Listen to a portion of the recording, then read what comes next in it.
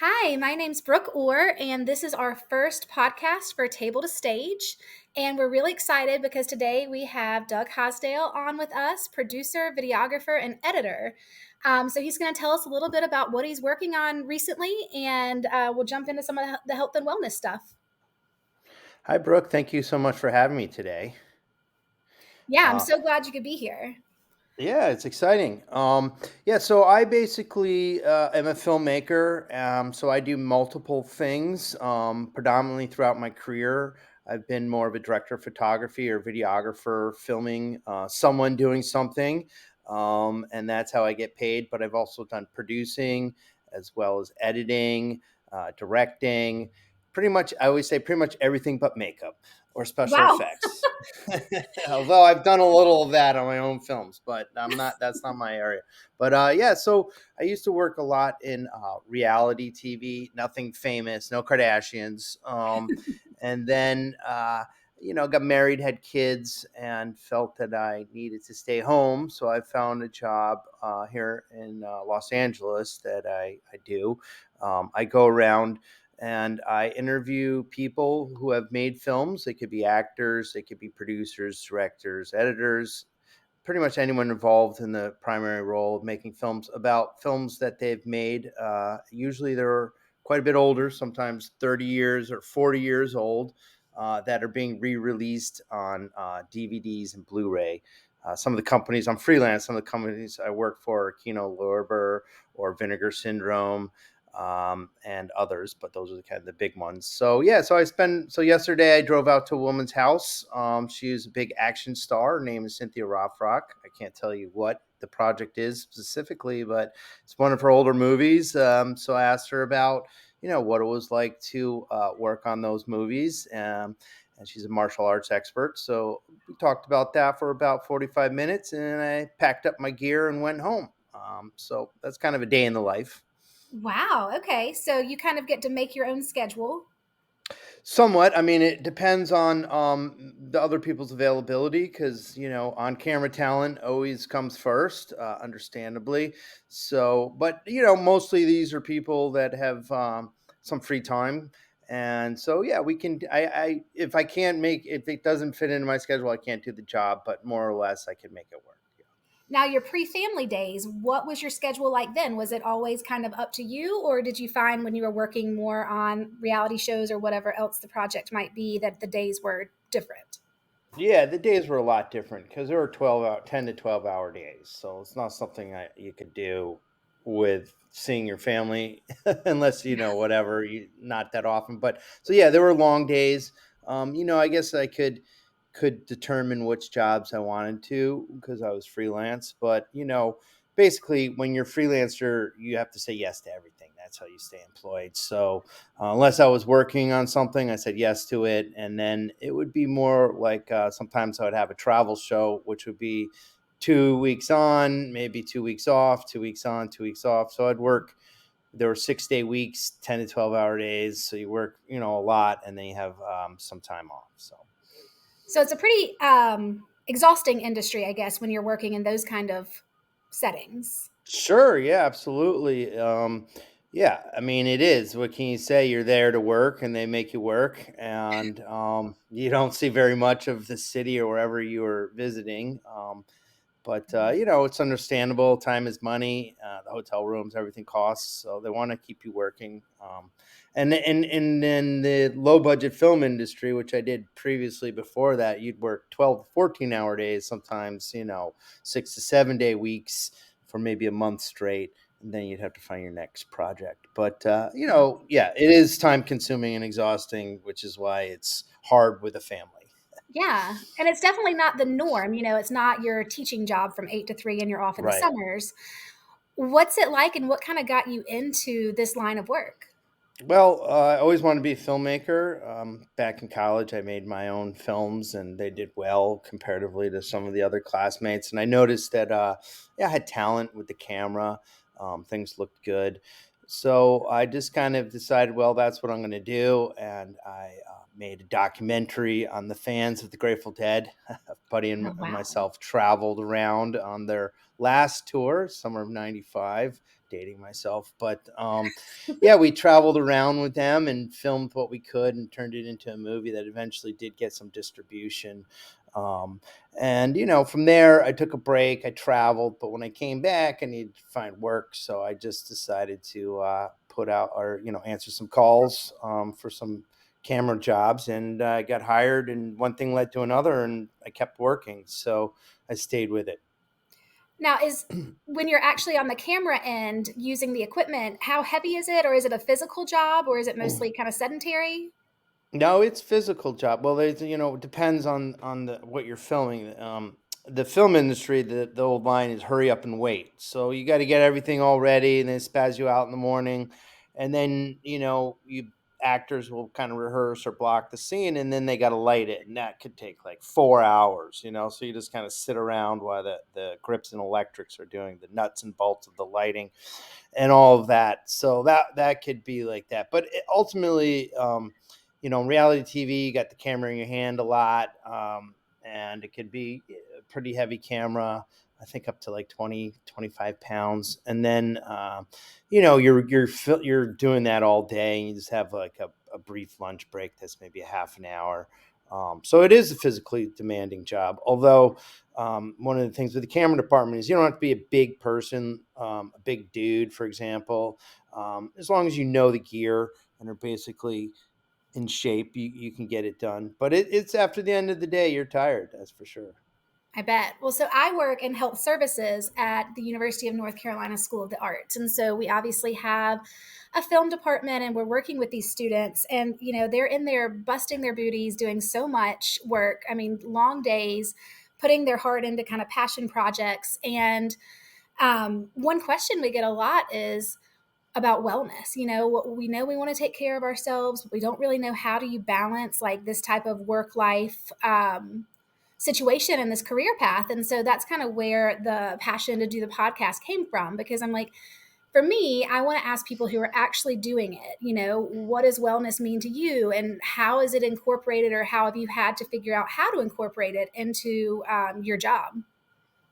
Yeah, well, that is a good question because a lot of people do get burnt out in this industry, and then you work hard, so you want to quote unquote play hard, which is fine when you're in your 20s. But usually if you're going to stick with it, you got to figure out how to survive and stay healthy because it's definitely one of those jobs where if you're not healthy, they're not going to employ you, especially if you're on the crew, and that's just the way it is. And you don't really get much help if you're hurt. So you stay healthy. As the older I get, it's kind of like maybe reading about some surfers who back in their 20s would just surf all the time and that's how they stayed healthy, but when they hit their 30s or certainly 40s and 50s they start to incorporate maybe yoga, um, and some stretching and strengthening exercises, not to bulk up but to stay healthy and to prevent your body from getting injured. So and I had the blessing of growing up with a mom who was all about health and wellness. She was an aerobics instructor and kind of on the forefront of the health food kind of stores, going to healthy diets, balanced vegetables with everything, fruits and vegetables. So, you go back to the basic stuff. I like to do maybe a 15 to 30 minute little yoga, stretching, kind of my own routine, little abs, push ups, simple stuff you do at home. And then basically, trying. I'm with my kids. They keep me outdoors, running around, and Wow. staying healthy. Because yeah, I do currently have to lift one case. It's about 35 to 40 pounds, maybe a little more. So that doesn't sound bad until you see somebody that lives up a huge, 2 flights of stairs and they don't have an elevator or something. So I would Yeah. say the hardest part of my job right now is the equipment, carrying the equipment, moving that around. But Yeah. yeah, so that's some of the things I do to try and stay in shape. So when you're working on something, I guess more so when you were doing the 12-hour days, do they supply kind of a craft table with food and Sure. healthy snacks, or what's that look like? Yeah, they usually have something, craft services, crafty. There's only so many granola bars you can eat, but it kind of looks sad after a while. And the Yeah. longer you stay around, the less you go for this sweet junk food. But yeah, something like that they do have because even when I'm producing my own films and they're low budget and I'm not paying anybody. Um, I always try to have food there because if you feed people right, they are much happier workers. So some jobs got that better than other jobs, but they would always have to feed you something. Yeah. So, what are some of the unhealthy traps you feel like you fell into in your earlier days? And then, kind of, how have you navigated it to healthier waters for yourself? Sure. I mean, the film industry, I can imagine it's still somewhat like this, especially on the lower budget levels. But if you look back, I just talked with a woman who worked on movies in the '70s, and she was like, "We partied hard," and it, and they did, and that was part of the fun and the allure. I came in the '90s when it was people were getting a little smarter, but they crew, you work hard together, and you go out and you have drinks. A lot of people drink heavily, and certainly if it's a long, long day, you only have 10 hours before you have to be back on set, and you're out there drinking for 4 of those hours. You're Wow. not sleeping. So those were the kind of unhealthy traps that seem fun when you start out, but if you're going to stay in it, you don't want to burn yourself out. Right. So, kind of, what would you suggest doing instead of that? I mean, is there a middle ground of, you don't have to Yeah. be the one to go home right away, but Well, maybe save it for the wrap party. I don't know. I was never good at having one drink, so I'm kind of more of an all or nothing person. So, okay. but I would. There's people that will go back to their hotel room and you just go out to dinner. That's a good thing. I would always like to eat with people, so we go out to dinner and then you could just say goodbye to some friends if they wanted to stay at the bar or whatever. Um, so, just try and get sleep, I would say. Make sure you can get sleep because if he's not sleeping, then it really wears and tears on your body.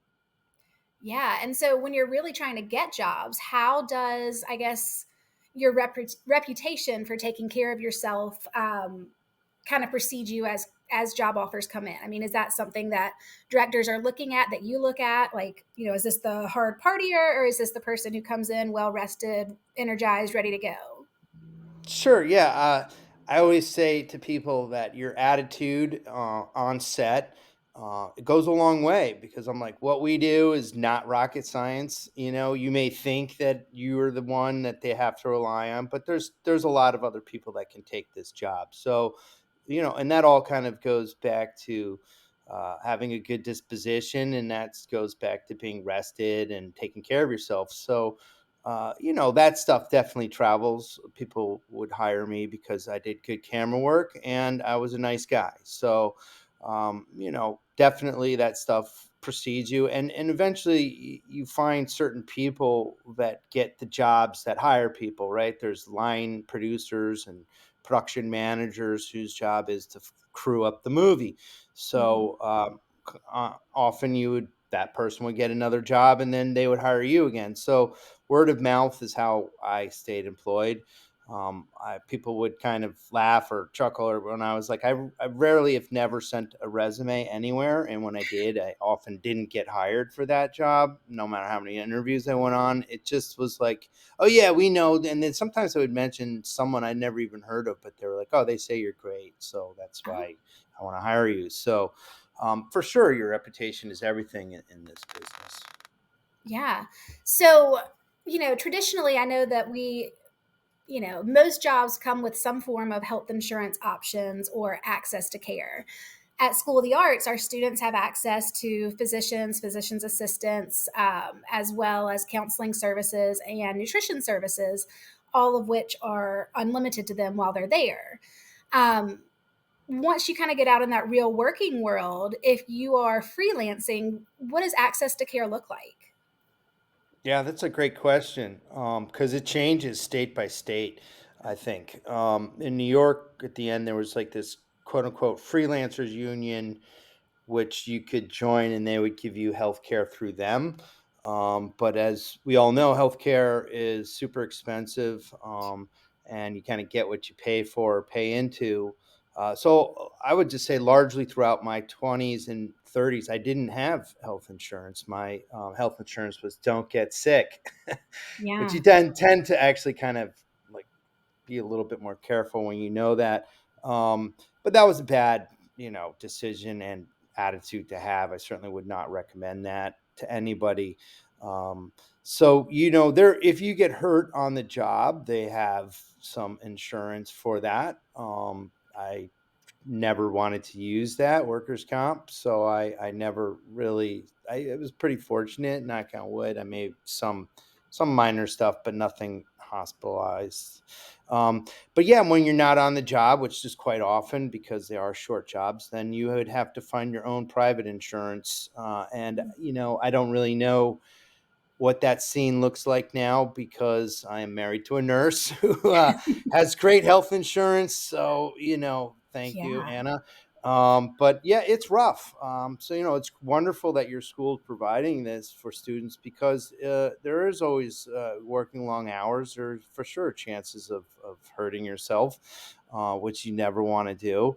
Or create an unsafe situation where someone on your crew may get hurt, or an actor. So yeah, it's rough. I mean, that's one of the secrets of freelancing that they don't tell you, is that it's really hard to get health insurance. So when you're on set, if you got, let's say, the flu, if you're working on set, would their insurance cover you going to get Tamiflu, or would it only cover if you got injured on the set? Yeah, I can't say. Okay.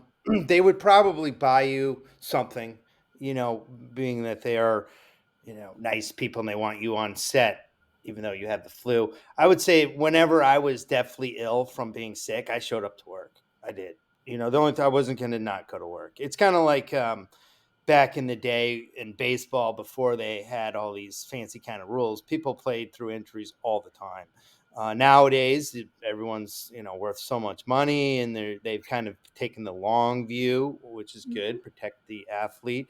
But when you don't have that, no one's going to protect the camera guy's career, so you just show up to work. I think probably a lot of people show up sick to work and just tough it out.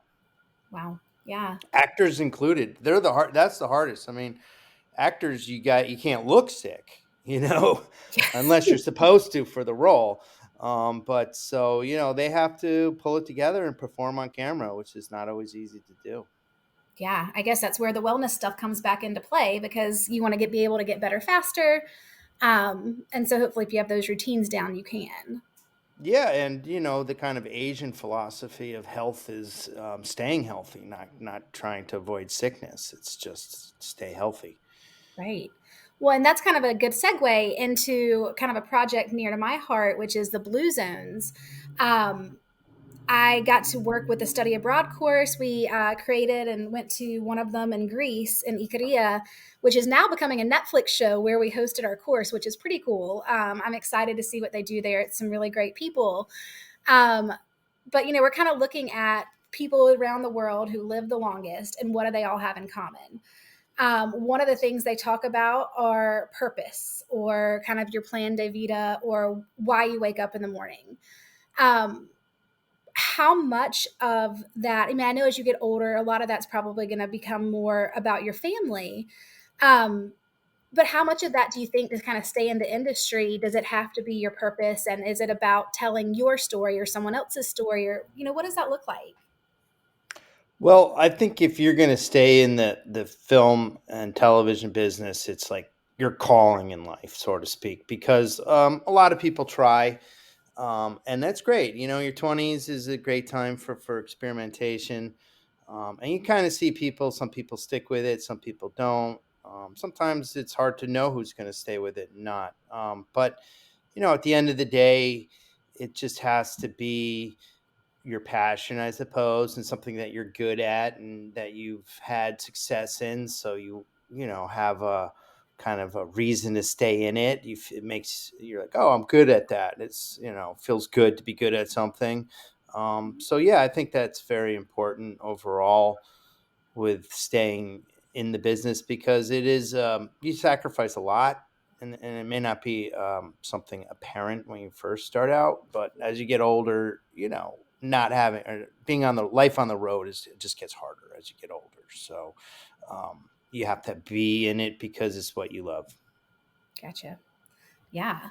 So, what is something? So, one thing I work with a lot is disordered eating. And so, as a producer, maybe working or looking at talent, you know, I'm trying to work with students on preventing injury from the form of undernutrition or malnourishment. Has any of that affected you, or have you seen any of that on the things that you've worked on? It's hard to say because I don't really like to try and look into other people's lives and then, say something. But I mean, for me, sure. I'm a food guy, so if I don't get the proper calories. I kind of have that hypoglycemic thing, or we all do, or we get hangry. Yeah. And that certainly has shown up on sets. I mean, crews, if they're not fed, they get really upset, as far as, maybe some people not putting enough calories in their body, I've seen that. And I think, for me, I just get spacey and my brain's not functioning correctly. So, figuring out how to eat nutritiously is a huge part of wellness and staying on the job and staying healthy. Yeah, so it sounds like exercise for you. You have a plan that you do yourself. It sounds like it's something that you could take on the road. You don't have to have fancy equipment or be in a gym. Correct. Um, Yeah, Go ahead. exactly. Yeah. Well, I was Yeah, going to say, yeah, no, I won't, I don't, I love the idea of going to a gym. I just don't do it. So I had to cultivate something that worked. yeah. So, and it doesn't have to be all or nothing with that. It doesn't have to be 90 minutes a day. You found, you Right. know, I think you said, A did you say, little bit consistently works better than like going big and then not doing anything. Yeah, certainly. yeah, so true. And so then for your nutrition, obviously eating enough, eating frequently enough, getting lots of fruits and vegetables and different nutrients Yes. has been important. Hydration, anything with Y- hydration? Yeah, I mean, for sure. I think average person probably doesn't drink enough water, and I'm right there with them. But I definitely I always have water near me, and something that's always played. I mean, I used to film, as you know, down south in North Carolina myself, and in the summer, and it was crazy. I mean, it was just like you're just pouring sweat as you're running through, following some character doing something, and you know, definitely always wanted to have Gatorade around. Not saying that needed, always need to drink that, but just fluids in general are a big part of it. And I think most people these days, certainly, I see a lot of students always carrying a water bottle around, and that's great. Yeah. And so then on top of that, obviously you have to have this be your purpose. So if you want to kind of hang in there, kind of finding something that isn't just money, but also something you believe in or you're passionate about doing, is that? Sure, yeah, that's huge. Yeah, I mean, ultimately, very few people make a lot of money in this business. It's kind of like the music business. There's one Taylor Swift and a lot of people that aren't making that kind of money. So, yeah, you're not. It's not your way to a fancy house unless you are one of the very lucky ones. Which I've interviewed people like that, and they are incredibly talented and hardworking, and will also admit very lucky. So, yeah, you got to find other reasons for doing it. Yeah, I think that's kind of a maybe a misconception is that it's a very lucrative, glamorous field. Sure, yeah, that's a huge misconception. There's really nothing glamorous about making a movie. It can be fun, but it's hard work. And I mean, you can even see it when you just watch films about films. There's this movie, Babylon, that was out recently, and it's a crazy movie. But they have one section in it about making sound films for the first time, and everything that goes wrong, and the tempers flare. So, it's definitely challenging in that respect. Wow. Yeah, and then so de-stressing. And I think what's really cool about you is I kind of knew you a little bit in your early career when you were doing some of, a lot of the traveling and some of those things. And then now kind of coming full circle, seeing how you're able to still do what you're passionate about, but prioritize family, which is huge. Yeah, for sure. I mean, it's I put it over my career, my family, because I was like, well, I don't know where my career will go necessarily, but these children, babies in front of me need to be raised. So I made that choice. Yeah. And it sounds like it's kind of a family business in that, they have to be flexible, you have to be flexible. Sure. Yeah. I've found a niche where I'm able to kind of do it and drop the kids off at school and pick them up 4 days a week. And then, the days my wife's not working, I try to schedule a lot of things on those days. Yeah, I bet she appreciates that. Yeah. Then she Here are the gets the kids, kids. honey. Yep, exactly. Well, that's kind of I feel like there's a lot of that. Certainly in Santa Monica, a lot of dual incomes nowadays. It's Oh, for hard sure. not to, right. It's hard not to, you always need an extra money. Oh, well, I know, and my husband always laughs because I'm like, "Okay, you're not working today, so I'm gonna have to go and work today." Sure. And he's like, "Well, that Right. means I am working because I have to chase our toddler around." There you go. There you go. There you So go. it's hard. There's no easy way out of that. No. Yeah. So, any last words of advice for someone just starting out? Maybe something you wish that you had known when you were younger? Yeah, I think that sometimes it seems insurmountable. For example, I would say one of the best ways if you want to quote unquote be really successful is find someone out there who is successful. And there's so many, I don't even know them, right? Because I don't watch all these TV shows, but your favorite show has a director, your favorite show has a producer, an editor, a DP, your favorite movie. And these are big name people, but you can contact them. You can go on to you can become a member of IMDb Pro, or find their manager or agent, and you know what? Write them that letter. Write them that letter. I'm a student. I'm 20 years old. I admire your work. I think it's fantastic. Do you have any advice for me? Or I would like to. Is there any way I could maybe come out and intern for a summer or be a personal assistant or whatever? And send out maybe 10 of those letters and tell every one of those 10 people that they're your favorite, because lying like that is a huge part of this business. But, you know, I guarantee you're going to get a response. I can pretty much guarantee you will. And then pursue it. If someone who is successful, and it doesn't even have to be the biggest name, you can go anyone, but someone who's successful and you admire, try and see if they have an opening or a direction or something that they can work with you. And I think a lot of people really, are flattered when someone singles them out and wants help, and they want to help. A lot of people, I mean, in this business, they want to have, I don't want to just say a legacy, but they want to try and help someone. And when you're young, you have that opportunity because you're young, you're fresh, and people are like, well, there's someone like a young adult it's easier to help. You want to help people like that out as opposed to like a 60-year-old person. It's just the way it is.